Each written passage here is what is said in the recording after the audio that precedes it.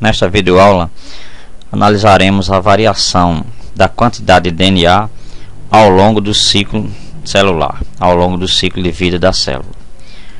Vamos lembrar aqui como se caracteriza esse ciclo celular.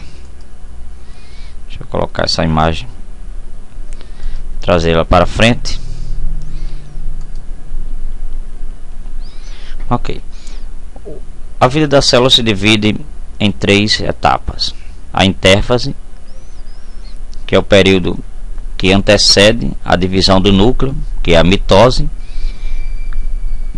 que é sucedida pela citocinese, que é a divisão do citoplasma e consequentemente a divisão da célula.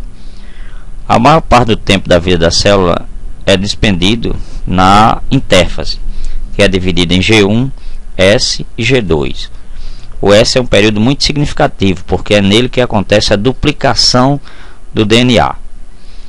G1 não é um período de repouso, é um período de grande atividade, pois ocorre intensa síntese de RNA e de proteína. S, duplica-se o DNA. G2 continua com o DNA duplicado e também continua com a intensa síntese de RNA e proteína. Em seguida temos a divisão do núcleo, a mitose, que é dividida em prófase, metáfase, anáfase e telófase. E por último a citocinese. Surgem 2 células filhas, uma continua no ciclo, a outra pode também continuar ou pode vir a morrer. Agora, o que nós temos que entender é como é que isso é representado, essa variação de DNA é representado graficamente. Essa variação ao longo do ciclo de vida da célula. Aqui temos um gráfico que representa essa variação da quantidade de DNA observada no ciclo. Antes eu tenho aqui algumas curiosidades. Por exemplo, a quantidade de número de cromossomos humanos, um ser humano normal, é 46 cromossomos, o número diploide. Um cão, 78. A mosca drosófila, 8 cromossomos. Uma determinada espécie de cebola, que eu não sei qual é a espécie, tem 16. E o gato doméstico, 38 cromossomos. Vamos ao gráfico. A primeira fase da vida da célula é a intérfase, que tem também, por sua vez, é subdividida em G1, S e G2.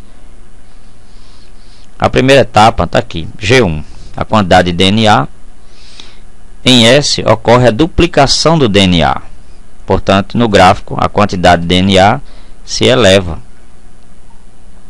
Em G2, a quantidade permanece constante. E agora encerro a intérfase, inicio a mitose, que é a divisão da célula, a divisão do citoplasma, a divisão do núcleo.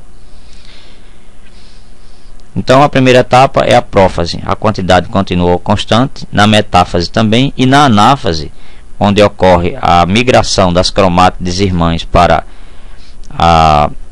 os polos da célula, então começa a haver um declínio, a diminuição da quantidade de DNA.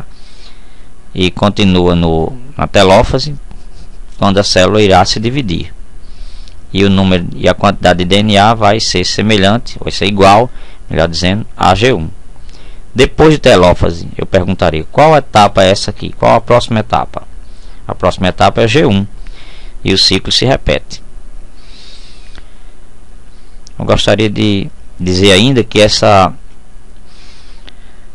ciclo celular, essa divisão celular é uma divisão mitótica, porque a divisão celular que é precedida por uma mitose é a divisão do núcleo, então eu chamo de divisão mitótica. Se essa divisão do núcleo fosse uma divisão meiótica, eu diria que a divisão celular é uma divisão meiótica. E é isso por enquanto.